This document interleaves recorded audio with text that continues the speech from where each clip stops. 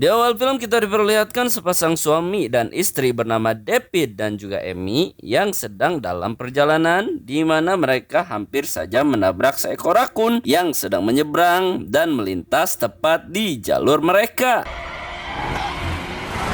Cekcok yang mulai terjadi di antara mereka, di mana sang istri terlihat terluka saat mengupas sebuah apel yang dia pegang di tangannya. Si istri yang tidak senang saat sang suami menyebut-nyebut nama anak mereka, dibarengi dengan kondisi mesin mobil yang tiba-tiba rusak akibat kejadian barusan karena ngepot untuk menghindari rakun di jalan. You're what? I think the engine just made a noise. Late for a breakdown. Should have stopped somewhere earlier. Dua orang sejoli yang terlihat tersesat karena David keluar dari tol dengan anggapan bisa menemukan jalan pintas, terlihat sampai di sebuah rest area dengan Pertamini sederhana di mana mereka bertemu dengan seorang montir saat sedang berdebat, dan si montir pun memperbaiki kipas mobil dan membuat kondisi mobil kembali seperti biasanya. Sang montir yang sangat baik karena tidak menerima bayaran dari mereka, sementara David sedikit memaksa dan membuat si montir menerima pemberiannya. Si montir yang bahkan memberitahu cara mereka agar bisa kembali ke jalan tol dan memberi souvenir sebuah kembang api, di mana hal tersebut membuat Amy bahagia dengan senyum lebar yang nampak terlihat dari wajahnya. Drive careful. Okay, thanks. Oh my gosh, thank you.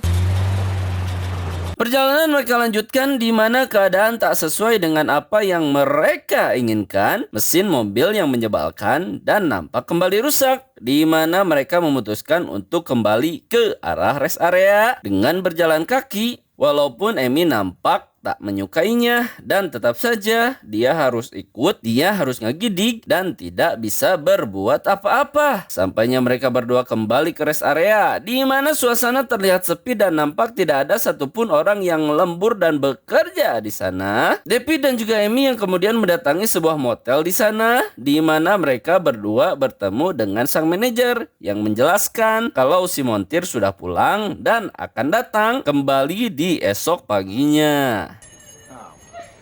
Hey, folks. How can I help? There's a mechanic at the garage over there. He helped us with our car earlier. You know him? Well, I was wondering if you could get in touch with. I think he's gone home for the night. He'll probably be back tomorrow morning. David yang kemudian merasa bingung karena si manajer dirasa tidak membantu apa-apa. Si manajer yang kemudian menawarkan kamar motel miliknya, di mana David dan juga Amy yang memutuskan untuk tidur di sana karena mereka tidak mau harus berjalan kembali ke arah mobil yang sangat kacida jauhnya. Si manajer yang meminta KTP mereka untuk berjaga-jaga, di mana David dan juga Amy yang mendapat kamar nomor 4 untuk jatah istirahat dan bermalam mereka. David dan juga Amy yang terlihat sampai di kamar mereka, sementara si manajer terlihat kembali masuk ke kantornya dengan sebuah teriakan seorang wanita yang terdengar dari arah kantor tersebut. Y'all have a great night. Thank you.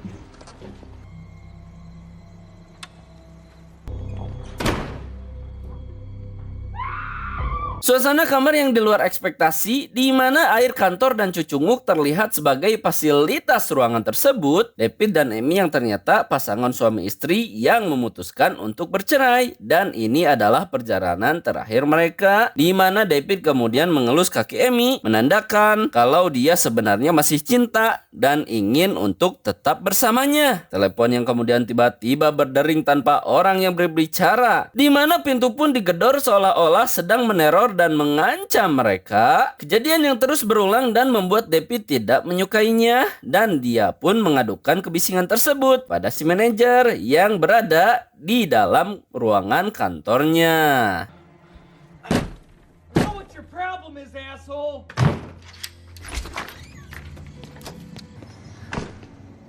Because the asshole in the room right beside us keeps banging on the walls. And Si manajer yang berkata kalau kebisingan tersebut bisa saja disebabkan oleh mahasiswa atau pengembara yang masuk ke dalam motel miliknya. David yang meminta si manajer untuk menegur mereka demi kenyamanan di motel tersebut. Di mana David juga berkata, sebaiknya si manajer membawa sebuah pistol yang David lihat terpajang di kantornya. Si manajer yang terlihat mengambil pistol miliknya, dibarengi dengan David yang terlihat kembali ke dalam hostel sewaannya. Suasana yang kembali tenang dan membuat David menikmati kamar sewaannya, dan dia pun memutar sebuah rekaman film di mana ada beberapa adegan tit yang terdapat di dalam video film tersebut. This looks like a real library of classics.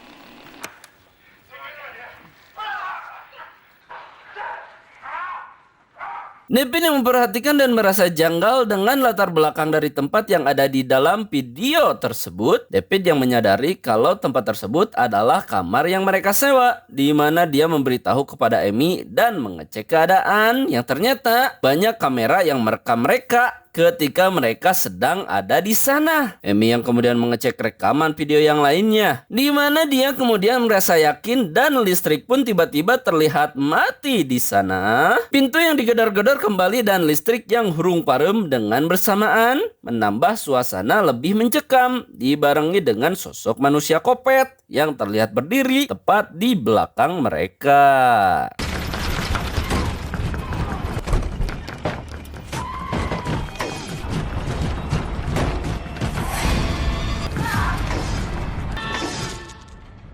David yang merencanakan pelarian dengan cara melewati jendela yang ada di dalam toilet. Jendela yang ternyata sudah dipaku dengan paten untuk mengantisipasi keadaan. Dibarengi dengan satu adegan di mana Apple sempat yang terkena darah saat di dalam mobil. Tiba-tiba ada di sana, menandakan kalau teror di motel tersebut sudah berjalan sesuai dengan keinginan dan skenario mereka. David yang kemudian mengajak Amy untuk lari ke arah pepohonan, di mana di area motel sudah ada para penjahat yang sedang menunggu mereka. David dan Amy yang dipaksa untuk kembali ke dalam kamar sewaannya, dan teror yang dilancarkan pun makin menjadi-jadi, sampai-sampai salah satu penjahat tersebut sudah menunggu mereka dari luar jendela toilet.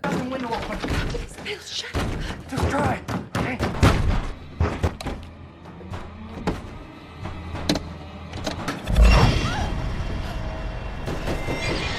Para penjahat yang menghentikan aksi mereka di saat David dan Amy terdengar mengancam dari dalam hotel sewaannya. David yang kemudian berencana untuk sampai ke telepon umum dan memanggil pertolongan, di mana Amy sebenarnya tidak setuju dengan David karena rencana tersebut bisa saja membahayakan dan mengancam nyawa suaminya. David yang mau tidak mau harus menjalankan rencananya karena dia tidak ingin berakhir seperti orang-orang di video yang dahulu pernah menyewa dan mati di sana. Amy yang menjadi pengalihan dan si David keluar dari arah pintu depan, dan hal tersebut terlihat bekerja walaupun dengan penuh resiko di dalamnya.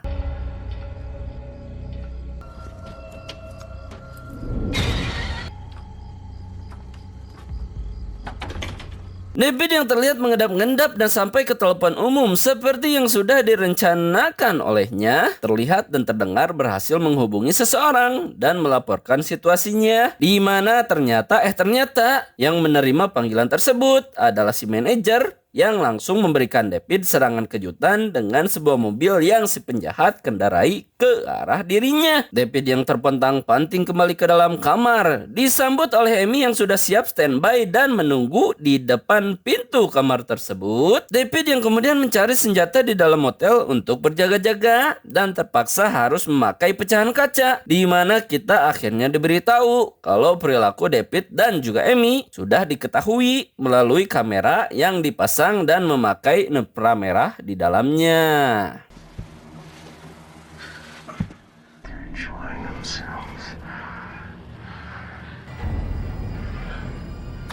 David yang kembali menonton video dan menemukan sebuah kejanggalan di dalam video tersebut, di mana dia mengetahui strategi yang dilakukan si penjahat, bahkan tempat rahasianya, yang mana David menemukan sebuah lorong yang berhubungan antara rumah yang satu dan juga rumah yang lainnya. Seorang supir truk yang kemudian datang ke sana, di mana David dan Amy berpikir kalau orang tersebut adalah tamu yang bisa saja membantu mereka. Amy dan juga David yang mengetuk kaca untuk memperingatkan si supir, Dan ternyata supir tersebut merupakan komplotan atau salah satu dari anggota psikopat di sana.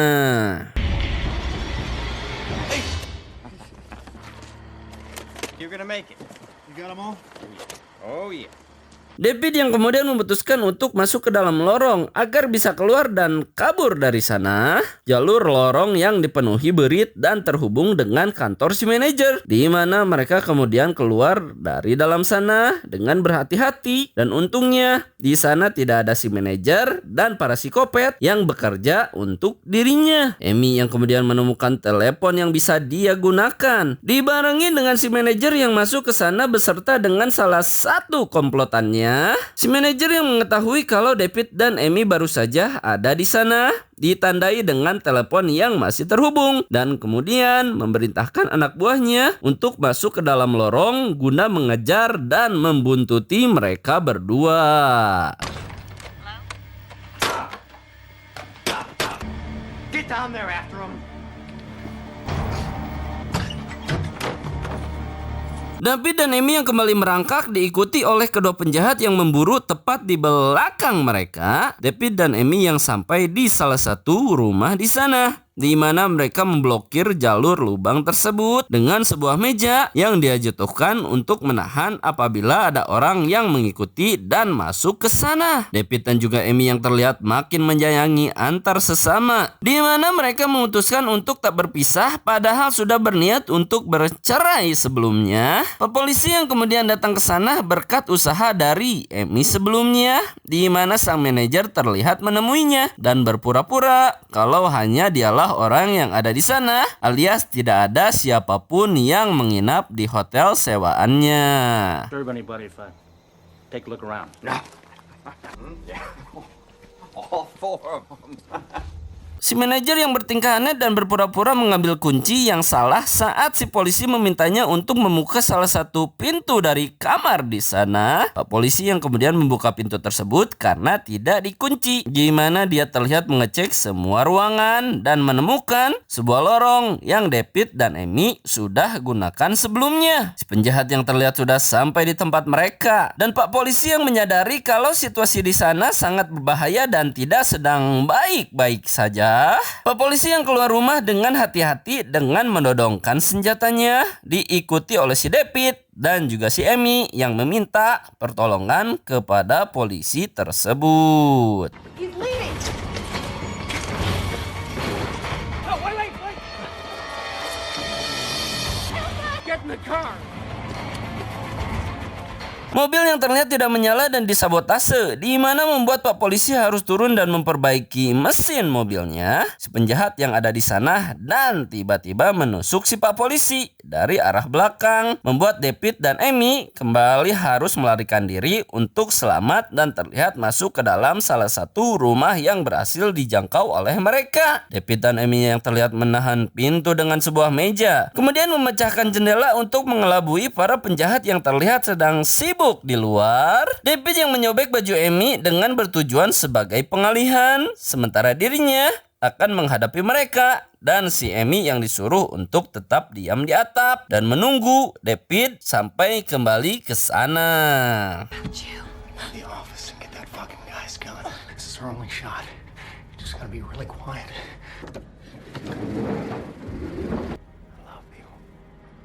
David yang ceroboh dan ditusuk oleh para penjahat yang sudah menunggu dia di pintunya. Amy yang melihat kejadian tersebut dan tak bisa berbuat apa-apa dan hanya pasrah dan terdiam, di mana si manajer memanfaatkan momen tersebut untuk mengambil rekaman kematian David dengan sebuah handycam yang terlihat dia pegang di tangannya. David yang terlihat sedang menghadapi sakaratul mautnya, sementara para penjahat berpikir kalau Amy sudah pergi berkat kain yang menempel di jendela WC mereka. Si manajer yang meminta anak buahnya untuk mencari Amy di luaran sana, sementara si Amy terlihat menangis di dalam atap dan bertahan sampai hari esok paginya. Go find her. Esok paginya, Amy yang terbangun dan keluar dari tempat persembunyian untuk kembali mencoba kabur dari sana. Si penjahat yang ternyata juga ada di sana dan hampir menangkapnya, di mana Amy berlari ke arah sebuah mobil dan kemudian berhasil memasuki mobil tersebut lalu kemudian mengendarainya. Si penjahat yang mengejar dan terlihat menempel di atap mobilnya, di mana Amy menabrakkan mobil tersebut ke arah rumah yang kebetulan penjahat yang lain juga ada di sana. Amy yang berhasil selamat dan mengalahkan 2 psikopat dengan 1 serangan, dan film pun harus memasuki babak akhir, di mana Amy berhadapan dengan si manajer sebagai raja terakhirnya.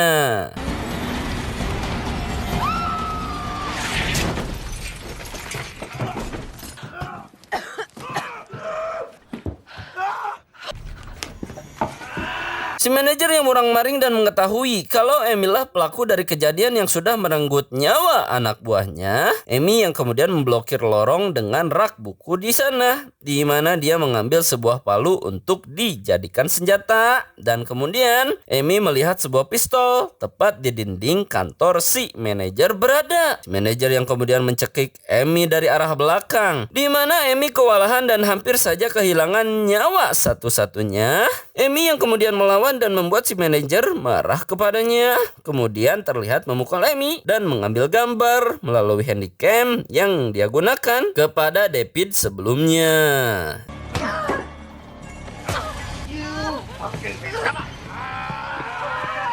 Put your head up.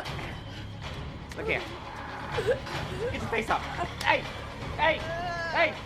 Amy yang kembali melawan dan membuat si manajer sedikit menjadi agak kewalahan. Si manajer yang baku hantam dan malah melemparkan Amy ke tempat pistolnya, di mana Amy kemudian menembakkan pistol tersebut dan membuat si manajer kemudian kalah dengan luka yang dia dapat tepat di arah tubuhnya. Amy yang terlihat kembali ke tempat suaminya, di mana David ternyata tidak mati dan masih memiliki nyawa di tubuhnya. Amy yang kemudian menelpon polisi dan melaporkan semua kejadian di sana, di mana David dan juga Amy akhirnya selamat dengan sebuah penutupan yang cukup bahagia untuk mereka berdua.